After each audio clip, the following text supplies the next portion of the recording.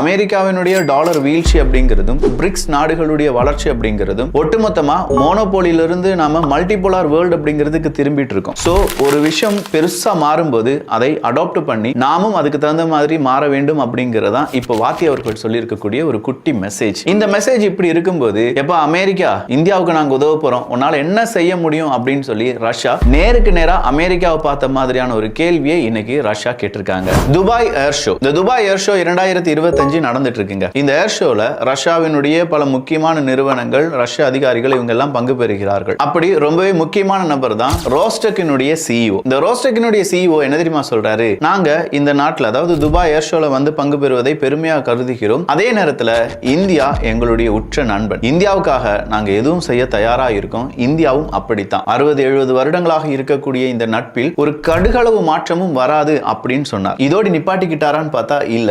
Su-57 5th generation stealth fighter அப்படிங்கறத நாங்க இந்தியாவிலிருந்தே தயாரிக்கிறதுக்கான அந்த தீர்மானத்தில் இருக்கிறோம் அப்படின்னு சொல்லியிருக்கார். சோ இந்தியா Su-57 அப்படிங்கிற 5th generation stealth fighter jet விமானத்தை தயாரிக்க போகிறது அப்படிங்கிறது ஒரு பெரிய விஷயம் தான். ஆனா பெரிய விஷயம் அது கிடையாது. அதுக்கான டெக்னாலஜி டிரான்ஸ்ஃபர் அப்படிங்கிறது 100% டிரான்ஸ்பரண்டா நாங்க இந்தியாவுக்கு கொடுத்து விடுவோம் அப்படின்னு சொல்லியிருக்காங்க.